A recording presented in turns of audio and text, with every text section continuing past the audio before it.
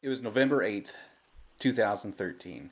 It was the first time that my wife and kids ever come with me to the gym, and it's a good thing they did. If accurate biblical truth in 10 minutes or less is important to you, be sure to hit the subscribe button. So my wife and girls, they went to the pool while my son and I went to the gym. It was leg day, and I pushed myself pretty hard. A piece of plaque broke away from the artery wall and stopped the blood flow to the left side of my heart. They call this heart attack the Widowmaker, and it earned me a helicopter ride and the nickname Miracle Man at the hospital. It was a heart attack that I should have never survived. January 19, 2015, a second stent was placed inside the first stent because it blocked 80%.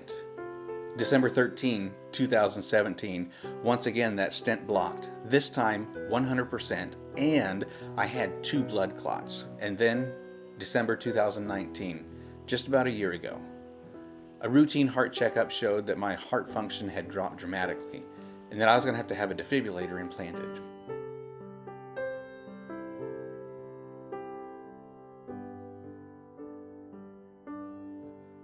Lack of information, and due to the high risk of the procedure, it was canceled that day. And on my way home, I decided I'm not going to have a defibrillator. I'm just going to take care of myself, I'm going to diet, and I'm going to exercise. And here I am, waiting for my next heart checkup, waiting to see what the doctors are going to say, waiting to see what my next steps are, waiting.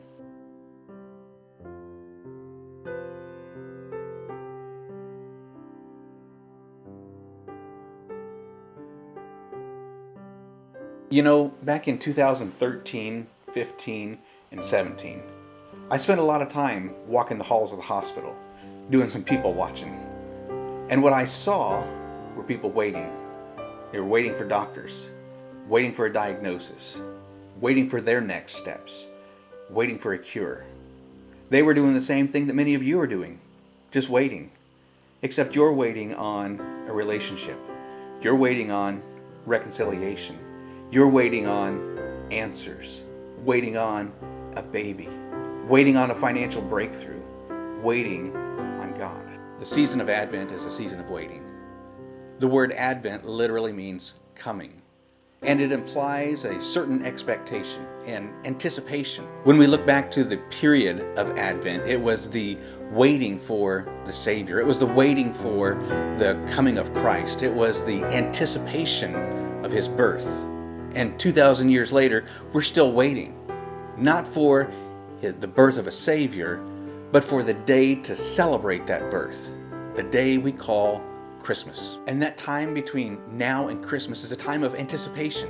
It's a time of expectation, but more importantly, it's a time of preparation. It's a time for us to prepare our hearts, to prepare our minds for the celebration of the birth of Christ. Because we don't want Christmas to be just like any other day. And we don't want Christmas to be like last year or the previous years. We want Christmas to be a time where Jesus Christ is the center of our celebration.